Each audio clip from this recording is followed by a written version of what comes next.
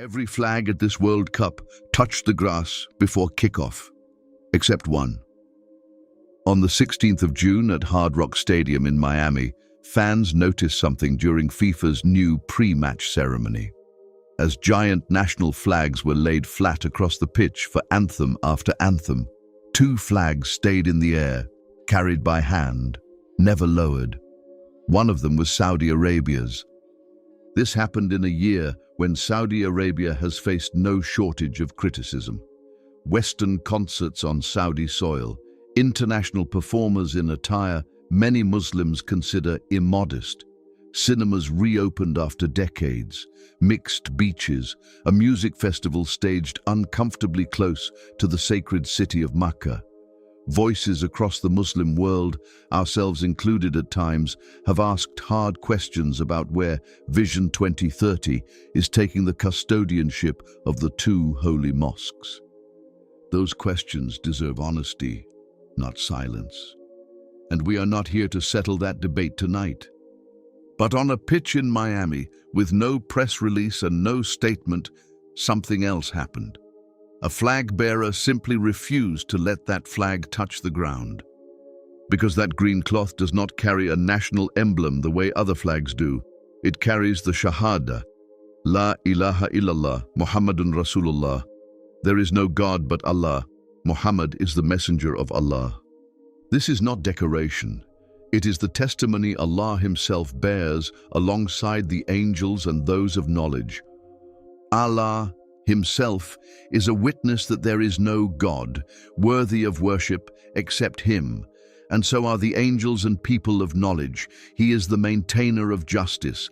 There is no God worthy of worship except him, the Almighty, all-wise.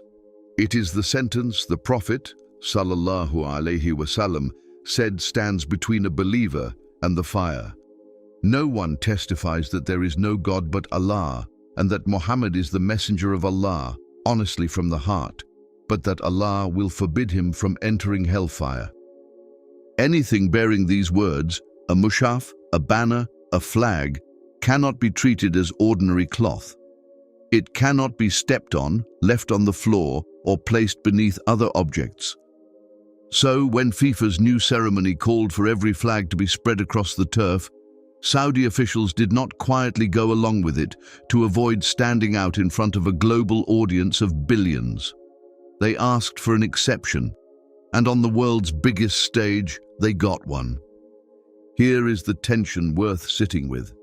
The same nation drawing criticism for its stages and its screens drew a hard line for 7 words that have been recited for 14 centuries. Right or wrong on its other reforms, and that conversation is ongoing and worth having honestly. This was not a moment of shrinking back. Saudi Arabia did not flinch at being called different, rigid, or out of step with a modern ceremony built for television. To the cameras, it appeared to be a matter of flag protocol. It was never about the symbol. Fabric and color can be altered, substituted, or reimagined by any government across the globe.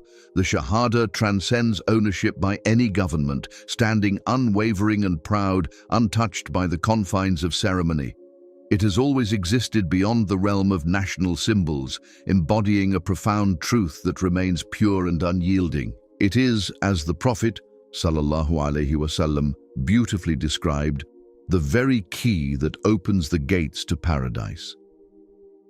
The Shahada, the profound declaration of the oneness of Allah and the belief in Prophet Muhammad sallallahu alaihi wasallam as his messenger, holds an immeasurable value that surpasses the entirety of the world and everything within it.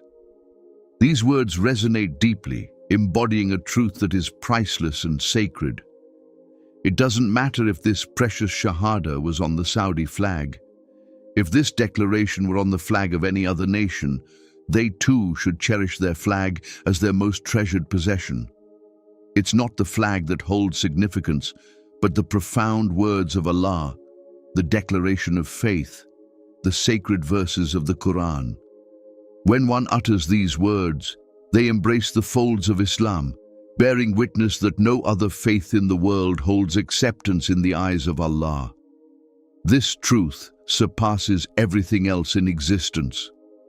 Whatever you make of the rest of the debate, ask yourself this. When something in your own life carries the name of Allah, a Quran on a shelf, a prayer said in a rush, do you give it that same weight? Or has convenience already let it touch the ground? May Allah guide us to the straight path. Ameen.